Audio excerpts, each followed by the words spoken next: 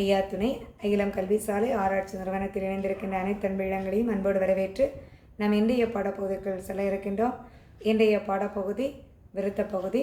விருத்தத்தினுடைய தொடர்ச்சியை பார்க்க இருக்கின்றோம்.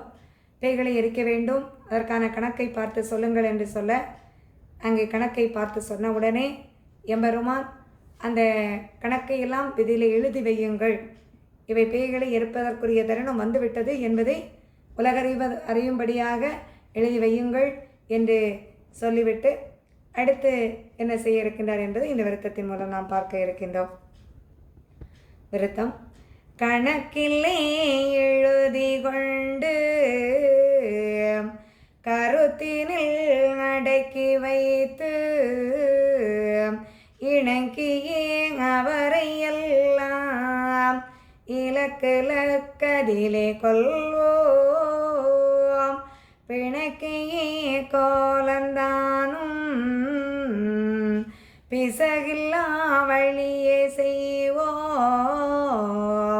குணக்கில்லா செய்வோம் பாரோம் கோகிரி தீவரெல்லாம். அங்கே பிரமதேவர் கணக்குகளை பார்த்து சொல்லுகின்றார். முனிவர்கள், தேவர்கள், வானவர்கள் எல்லோரும் சாட்சியாக பார்த்து நிற்கின்றார்கள். அப்படி நிற்கின்ற போது எம்பெருமான் சொல்லுகின்றார், கணக்கிலே எழுதி வைத்த அந்த ஆகம முறைகளை நீங்கள் எடுத்து சொல்லிவிட்டீர்கள், இதை உங்களுடைய கருத்தில் அடக்கிக் கொள்ளுங்கள், உங்கள் மனதிலே வைத்து கொள்ளுங்கள்.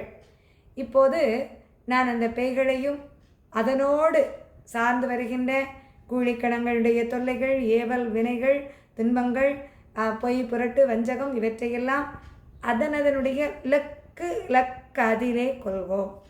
அதாவது யாருடைய உள்ளத்தில் எந்த நேரத்தில் ஒரு பொறாமை எழுகின்றதோ அந்த பொறாமை அவர்களுக்கு வினையாக அழிவை தேடித்தரும்.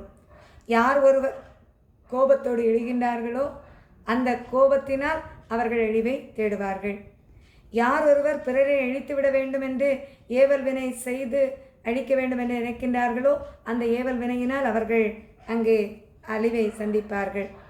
மேலும் இதை தொடர்ந்து பேய்கள், பிசாசுகளினால் தொல்லைகள், மந்திர தந்திர வைத்திய வாகனத்தினால் வருகின்ற தொந்தரவுகள் இவையெல்லாம் அந்தந்த தருணம் எப்போது எதை செய்ய நினைக்கின்றார்களோ அந்தந்த லக்கிலே வைத்து அவரவர் செய்கின்ற வினையால் அவரவருக்கு அழிவு வந்து அந்த தீமைகள் அழிக்கப்படும்.